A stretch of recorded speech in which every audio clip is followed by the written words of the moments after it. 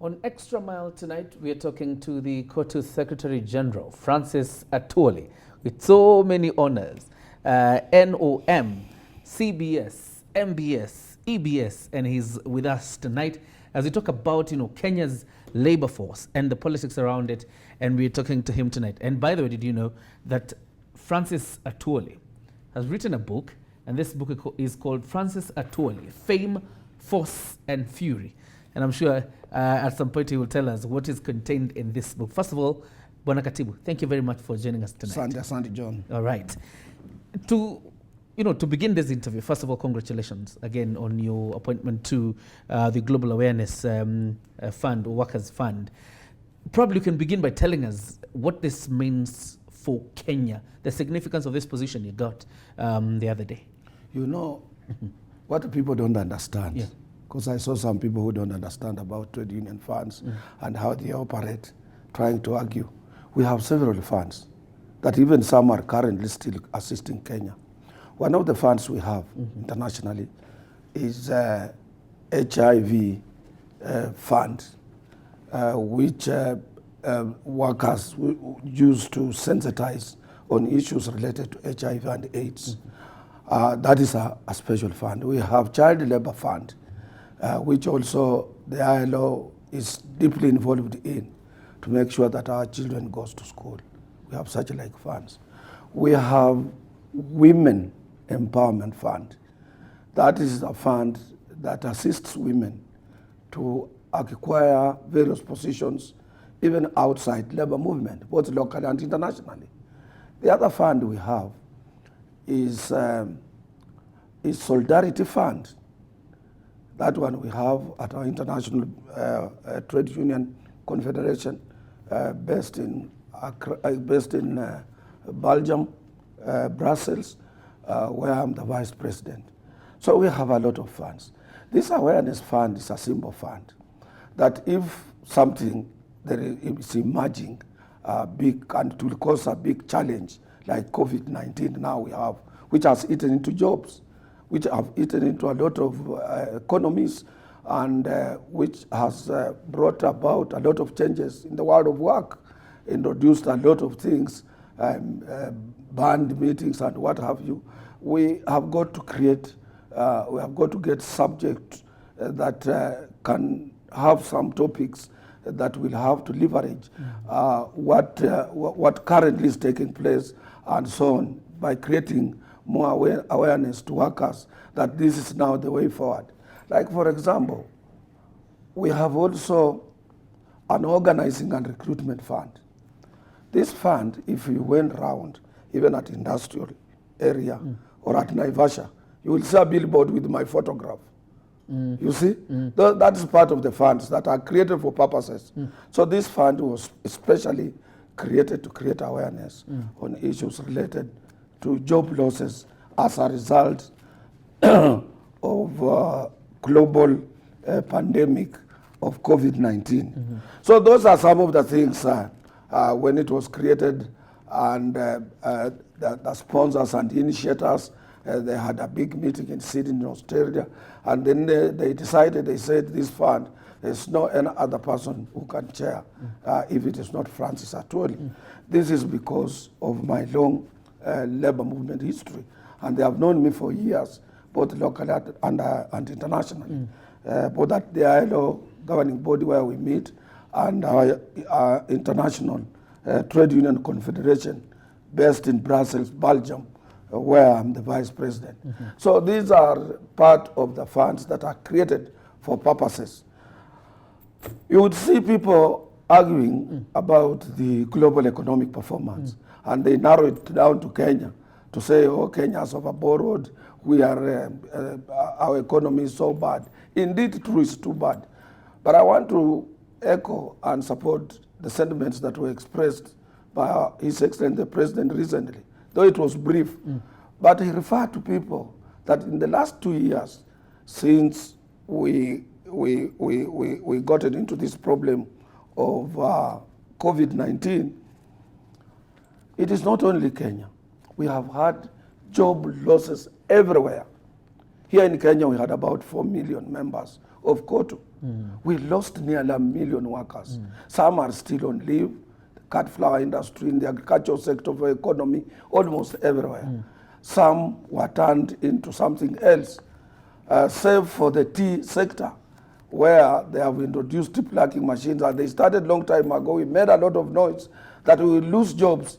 Where there is agriculture like Kenya, people get their jobs from the extensive agricultural undertakings, and Kenya is not exceptional. We can create more employment through agriculture. And I didn't get the support I wanted from Kenya government, and they left employers in this particular, or investors in this particular sector, to introduce tea plucking machines and other machines to tame employment. If you go to countries like Colombia, like Sri Lanka, in Colombo, you will find that these people have banned issues of mechanization in the agricultural sector, because that is where they absorb their citizens in employment. So those are the problems we are currently facing, and that is why it was deemed necessary to have a fund to create awareness among its workers. Let me ask you, SG, because of course you've had people who've said this Global Awareness Fund and its offices in Sydney, there are those who say it doesn't have any online presence. Is it a new office? I have now mentioned several funds that are initiated by workers. Okay. Yeah, which you might not actually, these are internal rearrangement administrative funds initiated by workers globally. And there are so many. And in the long run, as they will start now being applied, and people who are funding start putting in money, offices being created all over, it will become known, including offices will be reopened, like the ILO has several offices. The one that serves East Africa is based in Dar es Salaam, the other one in South Africa. Yeah, but this is an initiative that has been launched, and that is how it operates. Right. And that is why I've told you, you might look HIV and AIDS Fund, which is run by workers. We have another one I had not told you on climate change, where one of my staff in the office, she's in charge on issues related to climate change, which addresses issues of global warming. It also addresses issue of both green and blue economies.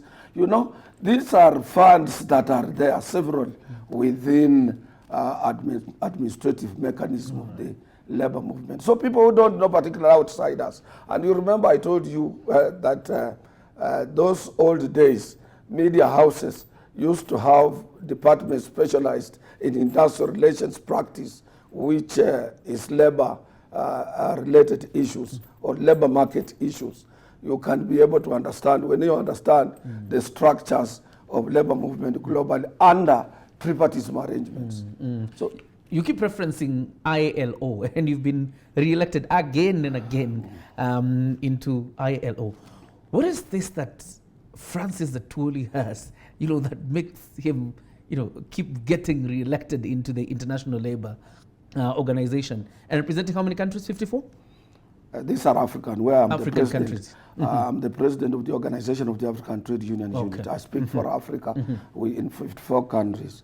The Organization of the African Trade Union Unity works closely with the African Union on issues of labor on the continent. And it also prepares Africa. It used to prepare Africa before the ILO conference, so that if there is anything that as a continent we need, we must be prepared. This is where I come from. And it is not only that. Here where we are sitting in the offices of Kenya Plantation and Agricultural Workers Union. This is an organization that sponsored me to COTU job, that is Central Organization of Trade Unions. That was 2001. COTU sponsored me to be the president of the East African Trade Union Confederation, whose offices are in Arusha, 5 East African countries. I stayed on that job for 15 years. I handed over a year ago to a Ugandan who is now doing that. That job also sponsored me to be the president of the larger trade union federation of Eastern Africa, from Madagascar to Eritrea, whose offices are in Khartoum, Sudan. Remember, I've told you right now what is happening in Sudan, the initiatives we are trying to do to make, to bring peace around and to allow trade union movement operate freely in that country. That organization is the one also, the larger 14 Eastern African countries. It is the one which marketed me to become the president of the Organization of the African Trade Union Unity in the year of 2004 during the month of April in Algeria, so I was elected. Now, from 2004, I've been speaking for Africa as the president. Now, globally, I am the vice president of the International Trade Union Confederation.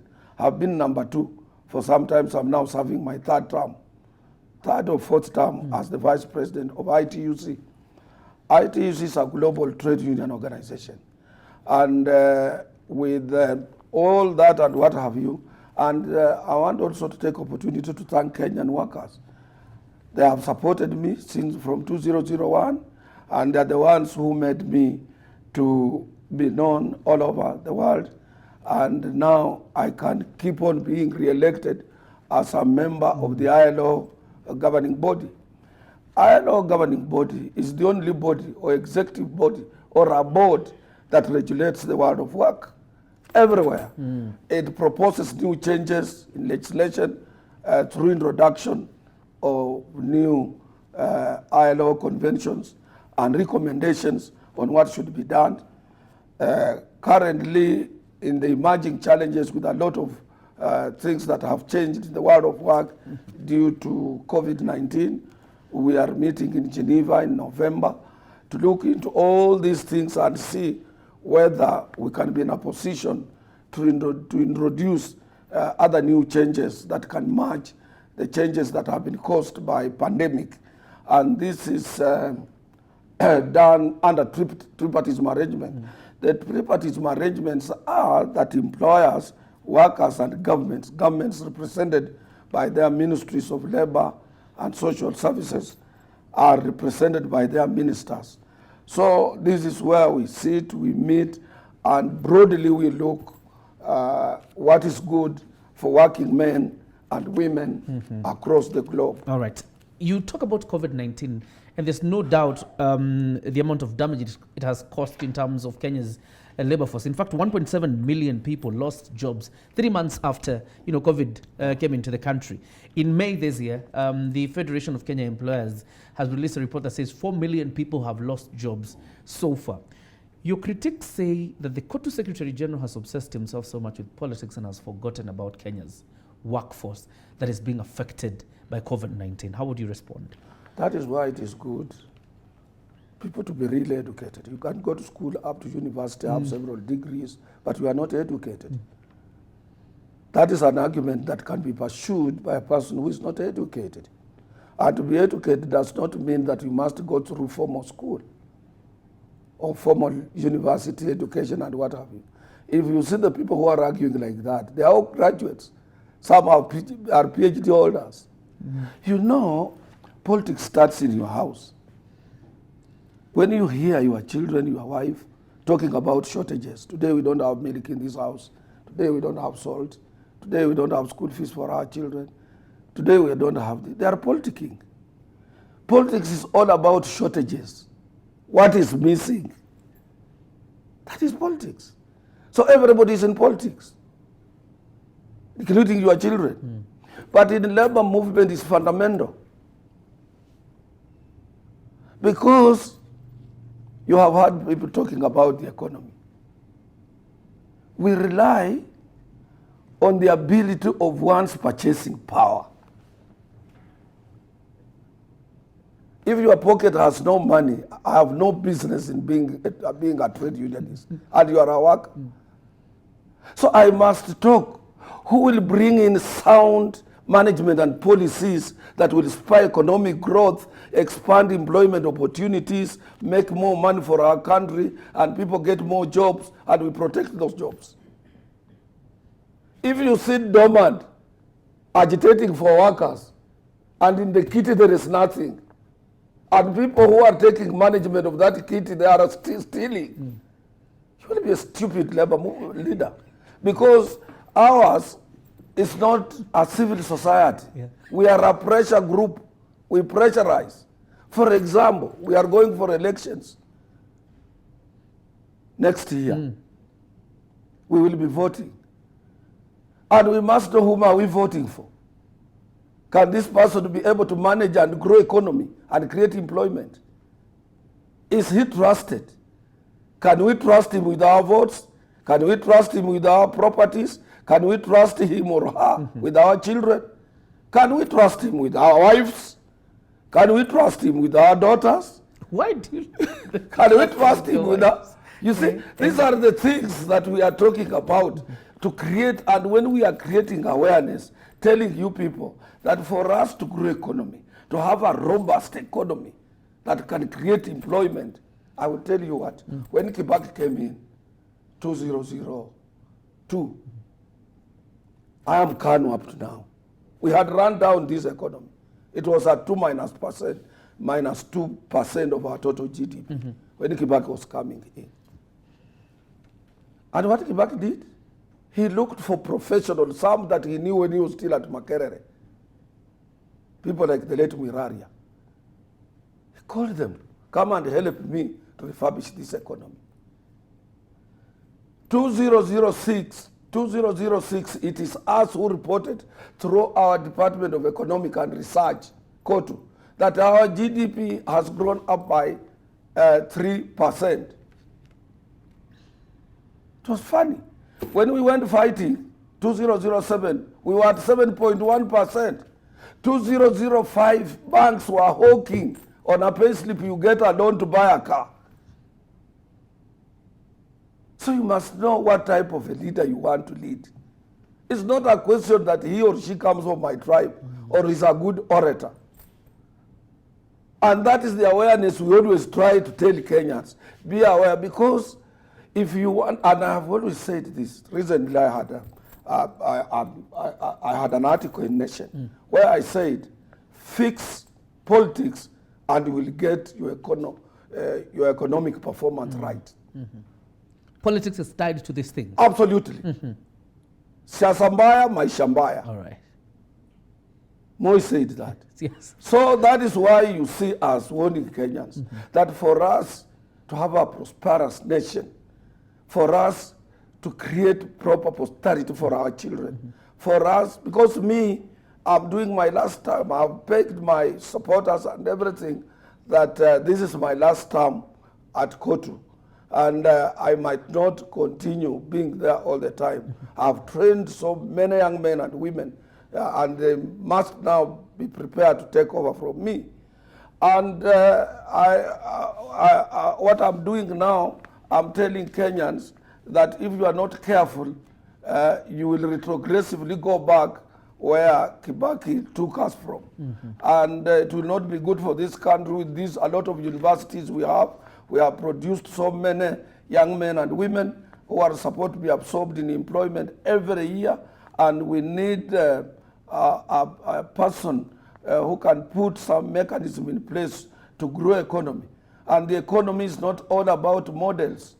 Economy is really hand-on. We will talk about that a little bit later. SG. But very quickly, probably, for those who may not know, tell us about the immediate interventions that the Central Organization of Trade Unions invested towards, trying to save the labor force, from this downward trend of people losing jobs because of COVID-19. Let me tell you, first and foremost, and I want to thank the Agricultural Employers Association.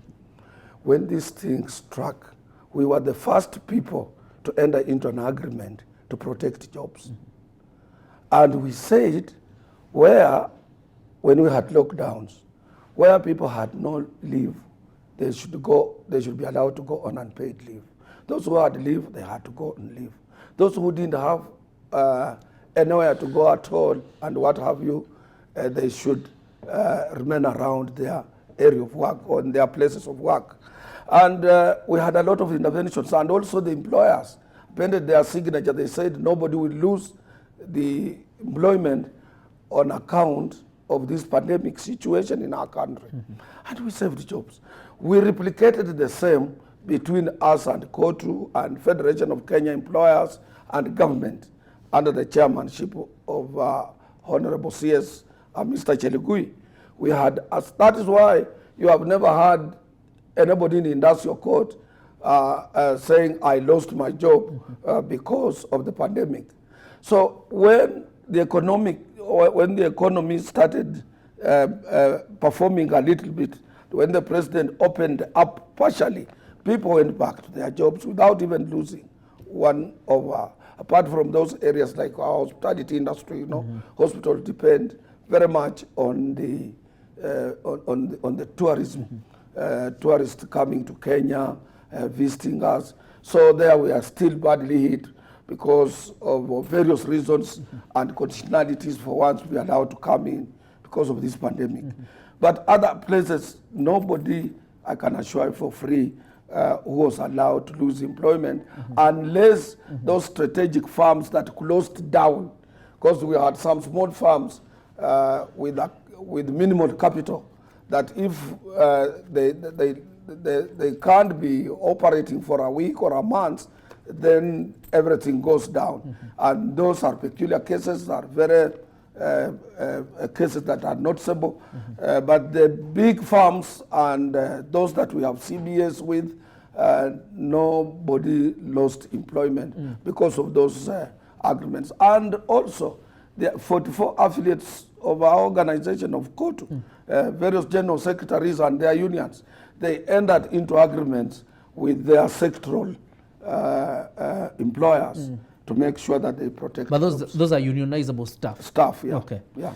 But when you look at the numbers out here, SG, in terms of the people who have gotten jobless because of of COVID-19, as a person who's been in this labor movement for so long, what is this silver bullet that needs to be injected into Kenya's thinking and probably Kenya's way of doing things to create jobs? Because right about now, with the continued lockdown and curfew hours, there's so many people out here crying, talking about losses of jobs and opportunities too. Let me tell you, as I told you earlier, that you can be educated and you are not yet educated. This is the richest country on the planet. There is no country in the world that has international waters like Kenya. We have. We have an ocean next to us, Indian Ocean. We have several lakes, beautiful lakes, starting with Lake Victoria, Lake Naivasha. You can Elementaita, you can name it. Yeah? You go to Lake Turkana, we have Lake Baringo, several good lakes. These are areas of meaning billions, these areas. But you see, we are not planning. When a country like Kenya, you ask either European Union or another country to assist you to feed your country, it means you don't have people who can be able to think. I'm telling you for free. Look, here in Rift Valley where we are now, during Wazungu's time, this was the place anybody would like to come and live. Because of what? Because of the booming agriculture and agriculture products and produce here. And the export of cheese, export of everything, you can name it.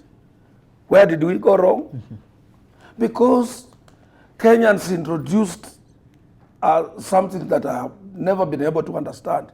Somebody wants shortcut to riches. You want to be, today you are employed, tomorrow you are driving a car, Francis Atwoli is driving. People don't want to live on salary. People don't want, we introduced a lot of, this is what introduced corruption in this country. This is what has eaten into jobs. You cannot be able to attract both direct and indirect investors or investments in your country if your country is corrupt. If you see, and I will tell you for free, if you go to Asia now, anybody would like to invest there. Anybody would like to invest in China. Because if the report comes out of your ministry or any ministry or your organization that you played around with the funds of the ministry, you are taken away and you will never be seen again. You are, and they don't care who you are. You will be arrested and arraigned in court. Takes a short time, you are jailed. Here, so long as you have good lawyers, you have good everybody, nobody would take you to court. And nobody wants to come and invest in this country. Nobody wants to give us money if that money will not be prudently used. And without attracting the people who can really invest, people who can come with factories. Look, we have border borders. Border borders is now becoming another industry. And we are importing simple motorbikes for them that we can be able, which we should be manufacturing. Which should be being manufactured here in Nakuru and everywhere. We are still importing. Simple things, needles, glasses, what have you. We import. Now people want to import cheap goods. China has segmented its export business and products. There are those cheap ones. There are those that are expensive. So all our markets on this continent are full of Chinese cheap goods.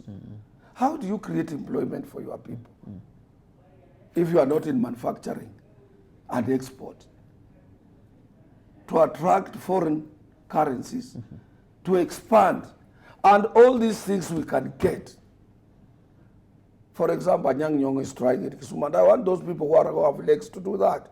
You go around the lake, provide facilities there, good roads, electricity, water. This will attract people who want to enter into hotel industry, business. Good hotels and what have you, around the lakes. You will create thousands and thousands of jobs. All right. Quite interesting. When we were getting independence, Kenya was leading East Africa in manufacturing. If you go to those roads, that is Dunga Road, which was Degenham Road, Enterprise Road, or Cardiff Road, which is Changamwe Road, or those roads you see in industrial area, Kingston Road, which is Kampala Road. Go to those places, they are all manufacturing, so what have you, and so on.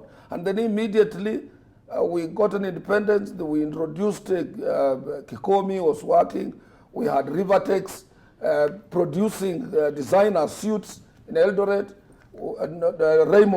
Raymond producing designer suits, we had Rivertex, we had Mount Kenya textile, we had Thika textile, we had all these mills.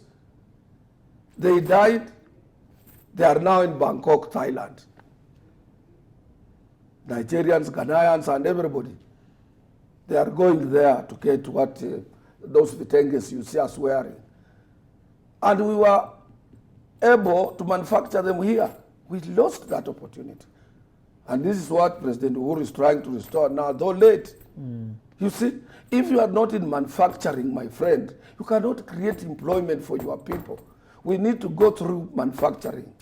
Let me tell you, we have good rivers like River Sagana, River Nyanda, River Nzoia. Along the river, you can create employment. Those people who have some small farms along the river, government can take over those, can lease those small acreage of land and open up Juakali irrigation system on only vegetables and everything.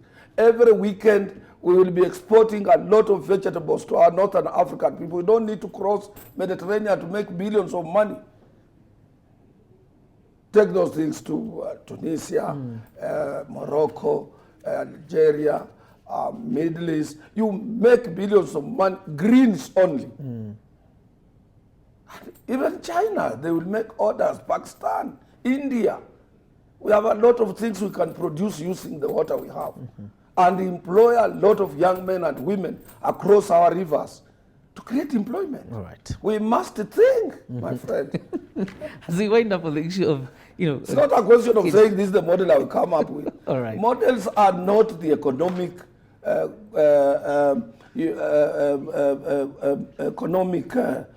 ways or patterns or ways that can make a country for economic growth and create employment for the people. Right. It's a question of hands-on. Say this is where we want to specialize ourselves for East Africa. As I told you, when we got an independence, everything in Uganda, Tanzania, Rwanda, Burundi, and Congo DRC, they were getting them from Kenya. Where did we go wrong? We need to go back to that. We were manufacturing. We had an African with an industry called JK, Kalinga. JK Industries was on Liverpool Road, which is not was it Liverpool Road? Liverpool, which is Likoni Road now. That is where we used to have JK Industries, manufacturing everything, syringes, bringing in billions and billions of money from East Africans. We had Amco manufacturing radios, if you can remember, Sanyo radios and what have you. We brought in Philips, we are assembling Philips materials and what have you. We have thick assembling machines of vehicles and what have during those days. Kenya had a lot of money. Where are we now? Those countries you hear like Singapore, Malaysia, in 1968, the founding father of this nation gave a grant of $5 million US to Malaysia, Sri Lanka, as a grant, because we had more money than them. Go there today, see where they are. Right now we are talking of models of economy. When people have moved out of that, the whole world is now talking about digital economy. Economy that is driven by smart economy. Smart economy is that your telephone. You are in your rural home in Mranga and you are making billions on digital economy. You see? E-commerce. People are talking about that. People are talking about blue and green economies. How to integrate them to address also or to mitigate issues of global warming or climate change. And people are making billions talking of that. In Singapore, when they decided to go digital, they came up with a law. The same to South Korea.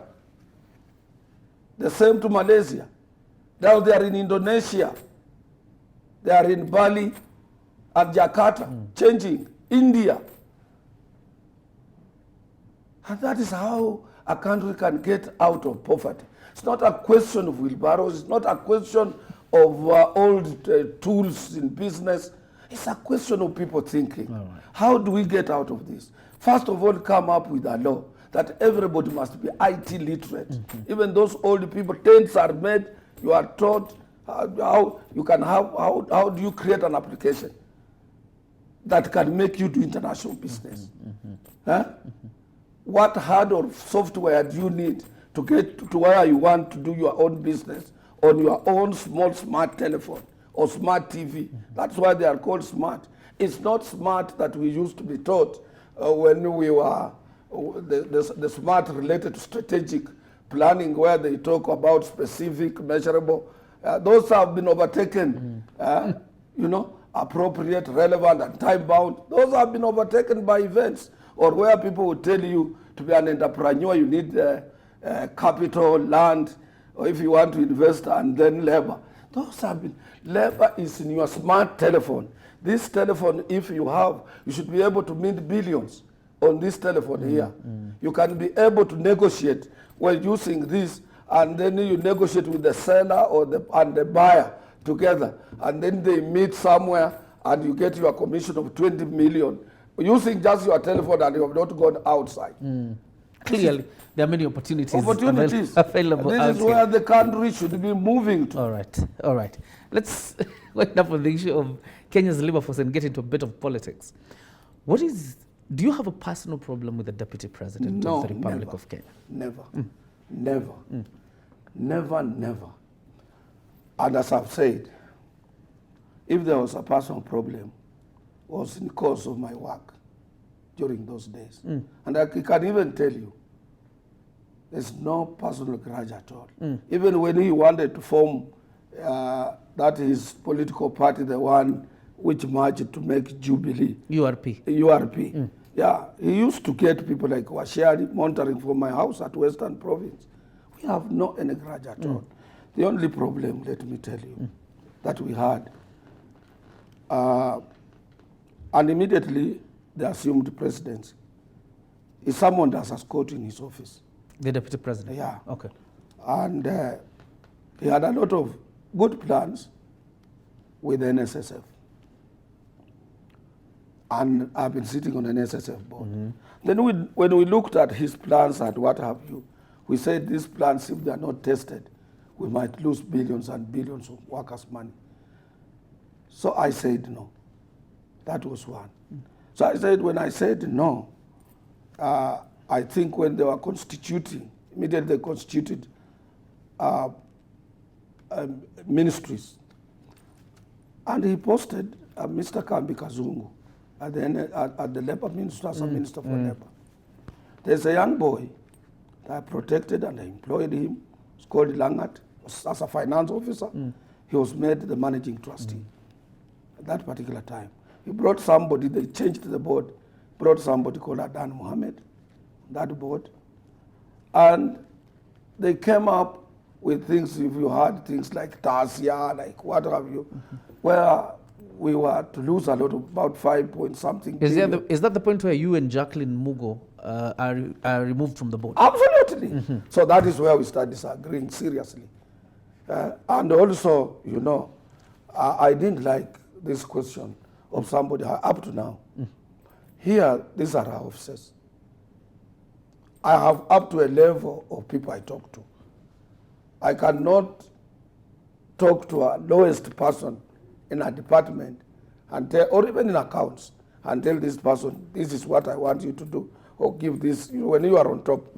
And then when you are supposed to protect the interests of Kenyans and what have you, those are some of the things we couldn't do. I saw it couldn't, I couldn't reconcile that. And you're saying he used to call juniors?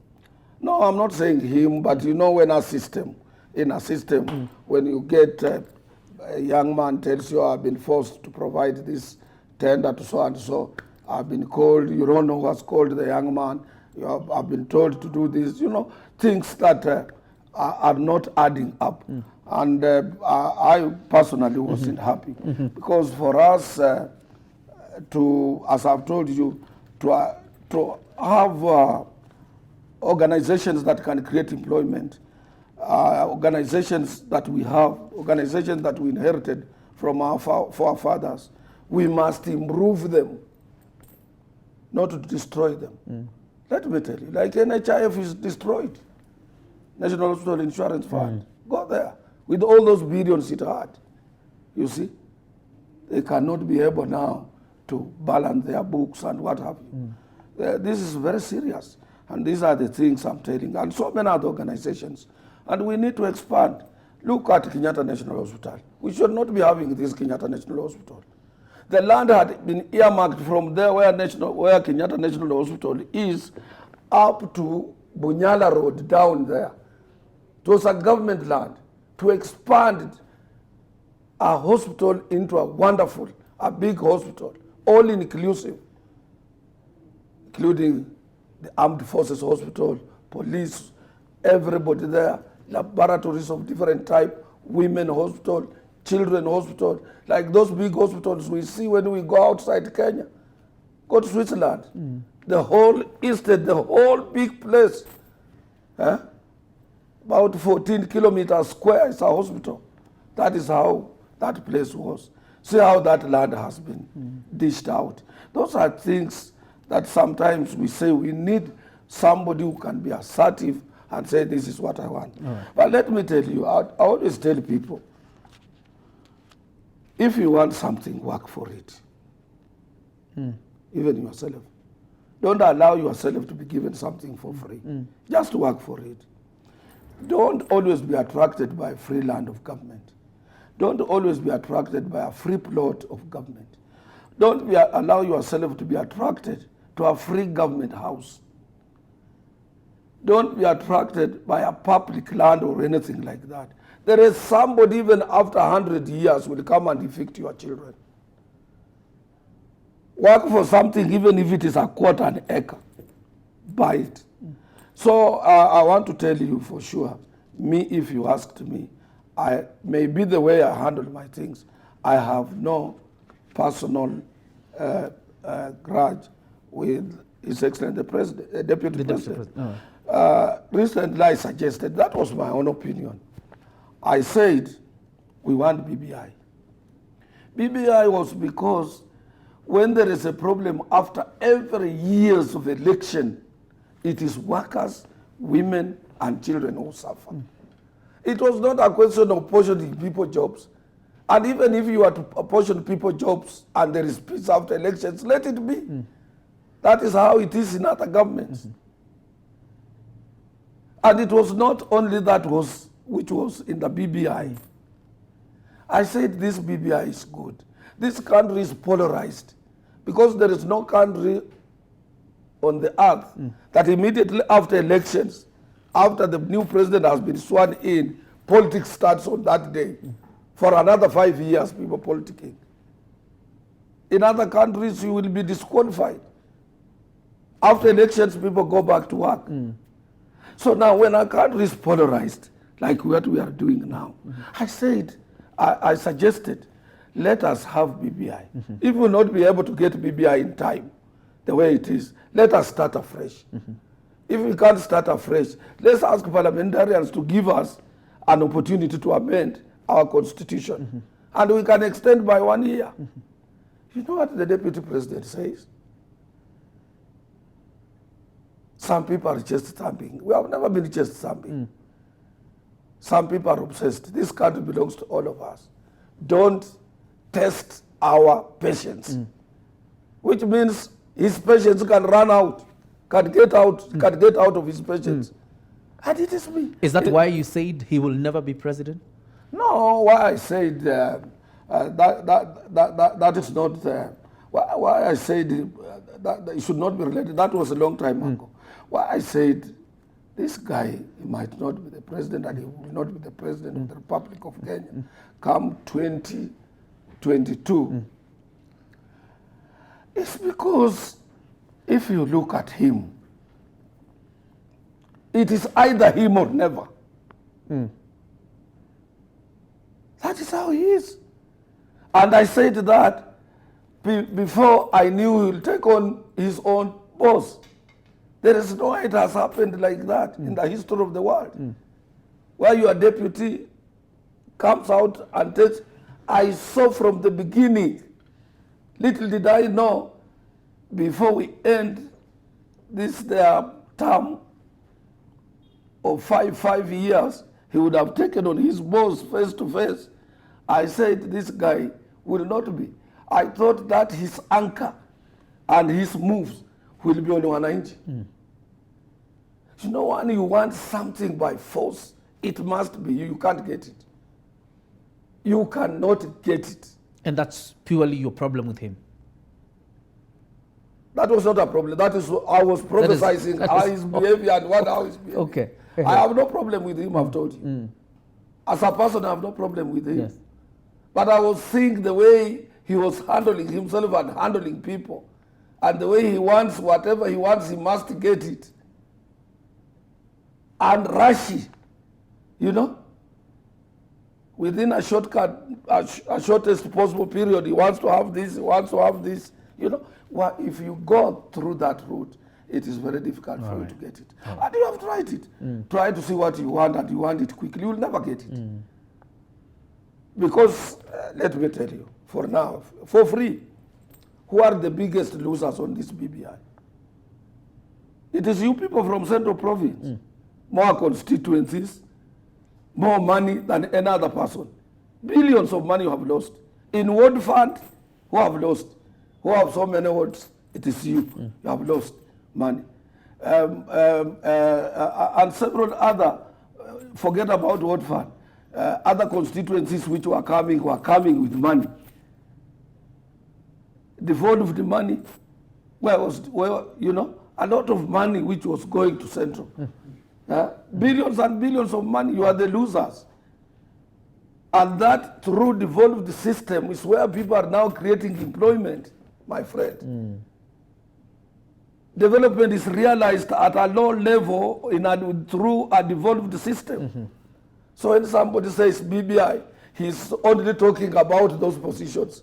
People want, you know, they want this BBI, but they want to create jobs. Why are you not talking about ward fund? Why are you not talking about 1 man, 1 shilling? disparities in this CDF and what have you. Why are you not talking about that? And that is what was all about BBI. All right. So those are the things that would have created opportunities for the rural people, unemployed people, to get employment. Let's talk about your press statement immediately after, the nullification of the upholding of the judgment by the High Court, by the Court of Appeal on Friday. And you appear to say the silver bullet to ethnic antagonism was contained in the BBI. I'm thinking about the Constitution as it is, SG, and what it says about even appointments to public service should reflect the face of Kenya. Absolutely. Is our problem, or is our ethnic antagonism a problem of how the Constitution looks, or a problem of the people who are supposed to do these jobs failing to do them the way the Constitution stipulates? Do you know, from a long time, since we attained independence, we pegged our politics on ethnicity. And we cannot move out of that. What we need to do, we need to play it positively. We need to accept that we are ethnicity-based guys in this country. We must accept that. We should not pretend. We must accept we are tribal as a country if we want to get out of it. Once we agree that we are tribal, we will know how to balance these tribes. Once we have agreed, we have accepted we are tribal, we will know how to balance. And if we have a cake, we will know how to apportion this cake to these tribes. So that is what I was saying. Now, BBI had a little bit tried to address that, so that you cannot, you see, even and it had, in the BBI, it was properly reflected that even the leader of the opposition, if he loses, he has an office, supportive staff. He's just as if he's in the government. He's in parliament. He can go to parliament and address parliament. He will be kept busy in parliament.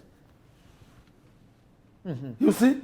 And those other competing big political parties, which are all ethnicity based, they will have a slice in the national leadership. We should not pretend the way the deputy is saying, walikuwa wanataka kutakiana tu kazi nini. Wewe unataka upate hiyo kazi uende nayo peke yako. Never. Never. Wengine pia tukubali so that there is stability. That is what BBI was addressing. It's not a question. We must accept. You can see immediately after elections how the ministries were formed. We are second, we from Western Kenya, the Luyas, we are the second largest to Kikuyu, according to census. We were left out completely. Wamalwa was our second thought to come into the cabinet because of his friendship with the president. But then there were two communities to share the load. Save to Uhuru. Uhuru tried to give to other people. He asked Mudawari, whom do you bring to me? Kibaki, bring me somebody. The Kikuyu professionals, get me somebody. He went to Luo Nyanza, he picked somebody on his side. He picked people. But on his side, look at it at the first, who are his ministers in the first 2013, after 2013 election government? Who are his ministers? So this is what we are saying. To cure this, we must accept. People are not saying that. He's saying to apportion. All these people, BBI was fighting to give some people jobs. Whom did he give jobs immediately after 2013 elections? Another tribe. Even we who are his neighbors. Whom did he propose for a ministerial position? So we are saying if we would have accepted we are communities, there are 20 positions for cabinet secretaries. We are 43 communities and we want to have assistant ministers. Let every area, get one, because we have accepted. But we should not live in denial that we are not tribal, that we are not ethnicity-based people. We must accept. All right. After this BBI ruling, and of course we saw the Council of Governors saying that they will sponsor a bill through Parliament now to push to forward these changes from the BBI and make them, a parliamentary initiative. As one of the proponents of BBI, is that a route you're thinking about, going through the parliamentary initiative way? No, in my statement, if you listen to me carefully, I said, let's put this BBI business behind us. That is it? Yeah, let's come together. And I said, whoever will be elected, even Ruto himself who is talking now, the deputy president, if he's elected, he will revisit this constitution 10 times, 20 times. I listened to him saying, oh, we are losing what we had gained. He opposed the 2010 constitution. He opposed it. So what is he losing? He didn't support it. You lose what you fought for. He didn't fight. We were fighting for it. We went throughout. You saw COTU going everywhere for 2010 constitution. We were part of it. We wanted to be reflected as it is in Article 41 of the current constitution. It is us who can say we are losing. He didn't support it. So what I'm trying to tell you is even him, he will be forced to amend, because after 10 years, and even when they were accepting this document, they said, I need about 80-70% is okay, but 20% we will revisit after promulgation. And this is what BBI was addressing. But you can't say, even him, there are some other areas he will have to revisit to make sure that this constitution is, and you will see, even, he might not be elected now, but he will be elected in the future. If he's alive, he's a hard-working person, he's a shrewd politician, he's a mover, he can move, he can contradict himself, and he can also propose what he thinks people can buy. He's everything. He might not. This time things will be very hard, as I see. I haven't seen some openings. You don't see him winning in I haven't seen that openings. Up to now, I have not been able to see something which tells me that he might. But I cannot rule out that in the future he will not be our republic's president. And I would only appeal to him to behave a little bit maturely, so that this question that I must, most of the people we have had as presidents, apart from the founding father of this nation, the father of President Uhuru Kenyatta, nobody knew that they were going to clinch on power. Immediately, the Mzee passed on. Moi took over because he was the vice president. He didn't fight. And he did very well for 24 years because you cannot be 100% correct. Immediately after Moi, Kibaki was not sure whether he was going to be the president, because some were proposing Mudavadi, some were proposing what. But when Raila said Kibaki tosha, everybody accepted. He became the president. Didn't antagonize somebody, he didn't fight, he didn't do what.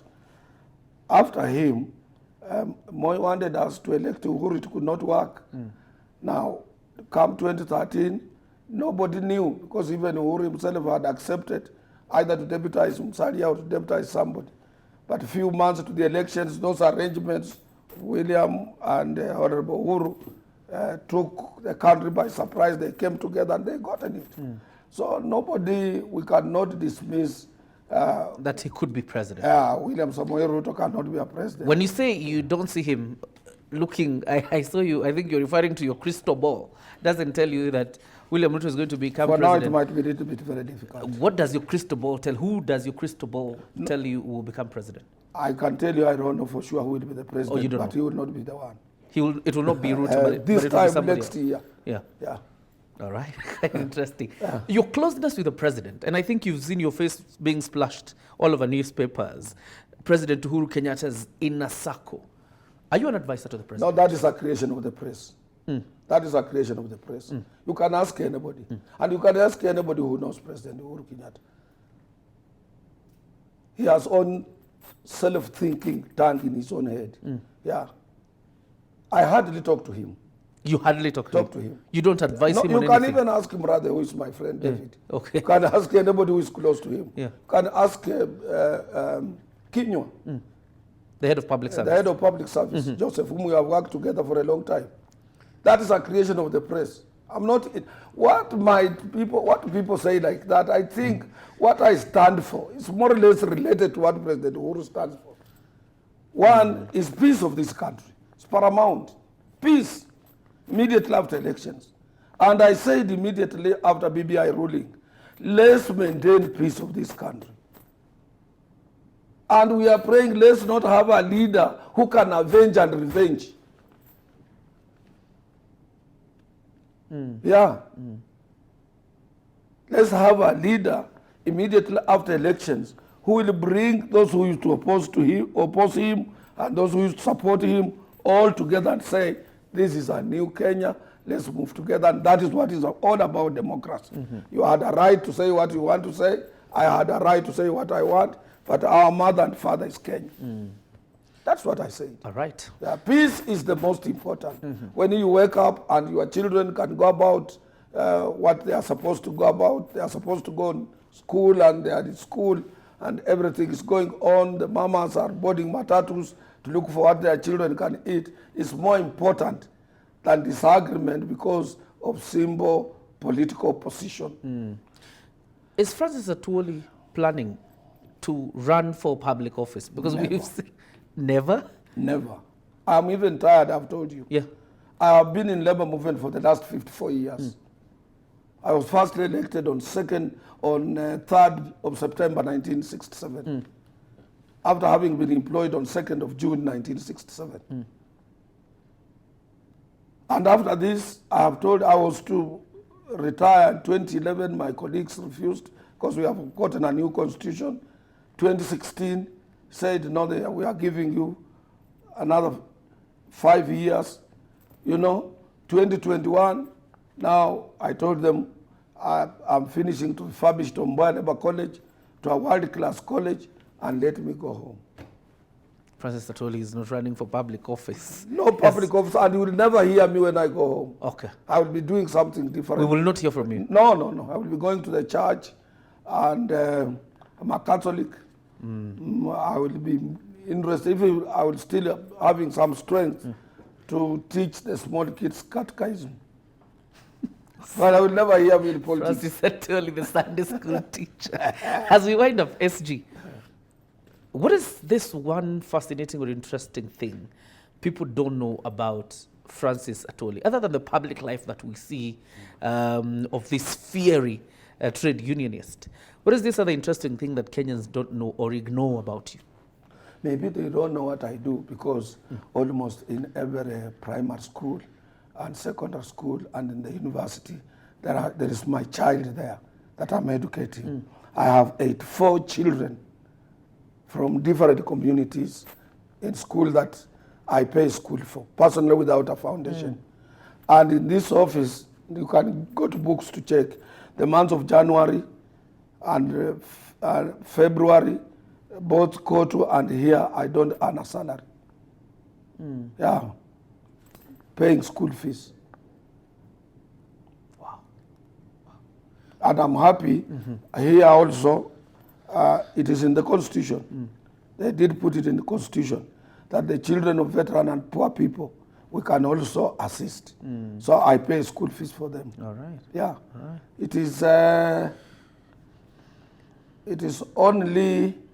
It was yesterday, in fact, when a friend who knows what I'm doing said, Francis, this year we will assist you. We will supplement.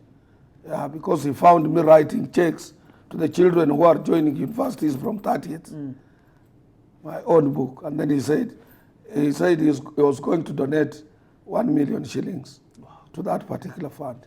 But I don't ask for donations. Okay. It was fortunate that he was in my office. Okay. Yeah. All right. So that is what people don't know about me. I assist so many children. And I've assisted some are employed, some are doctors, some have finished universities. And that is my happiness. SG, tell us about this book, Francis Atwoli, Fame, force and fury. Does it capture your entire life through the labor movement? It has partially touched on what I could remember at that particular time, to put it inside this book for the young generation also to know where I came from, the long journey I've traveled up to date where I am now, and the difficulties I went through, including my early retirement from my place of work, where I had put in 19 good years because of my participation in labor movement.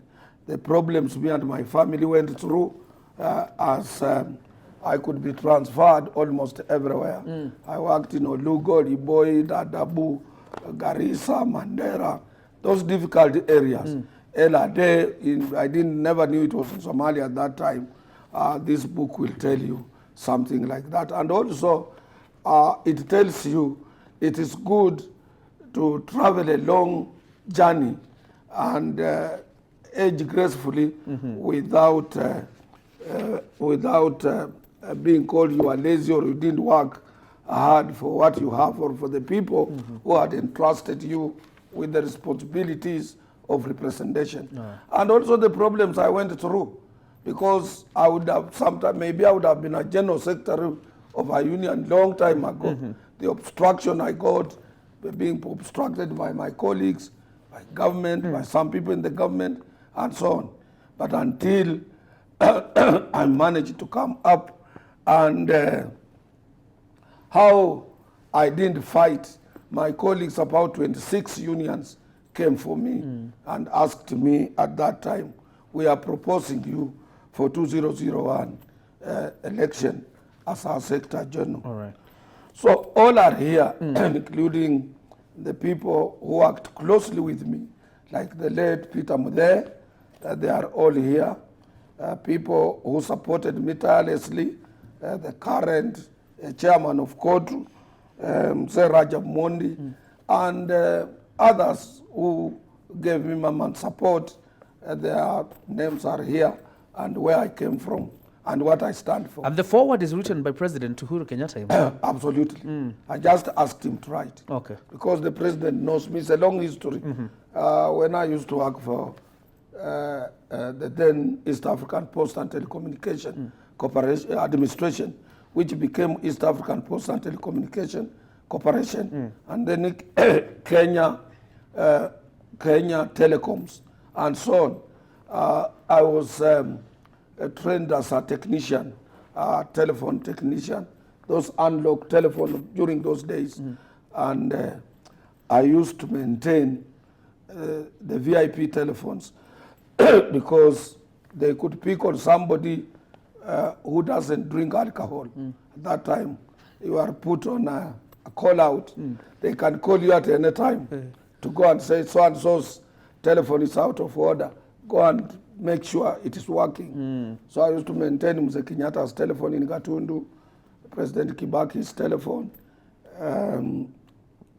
Dr. Badwaj, the one of Optica. He was the chairman of the East African Safari Rally. And several doctors, our age at that time, Charles Mugabe Njonjo, and so many other dignitaries at that particular time. I used to maintain their circuits and also to check on direct circuits. There were circuits that if you pick like this, it goes straight to the president. Or you pick like this, it goes to certain other places, including media, private circuits where you get international information and so on teleprinters. We didn't have, even faxes came later, computers came later, but we have teleprinters and so on. So those circuits I was maintaining for Nation, Standard, and media houses. So those are the, I've traveled. And that is your history with the president. Now that that's why you've come with the president. No, that is maybe how he knew about me and so on. Okay. Because there is no any VIP home that I used not to go. It's not because we knew each other because of that. Because I was working, I was old. I will tell you what Deputy President was born in December in 1966. December 1966 is when I was leaving school at that time. At that time, and I joined. I had to join the then East African Post and Telecommunication Administration in June when he was 6 months old. So it is a long history. And you know, by that time, a Form 4 school leaver, or a Form 3 school leaver, or a secondary school boy was a big man. I was an old guy. That's why I was employed in 1967. All right. After June, when he's 6 months. So equally, our president was young at that particular time. Yeah, but he knew Oshoni Mundu Adhimu, Rarenda Kudonde Kadhimu.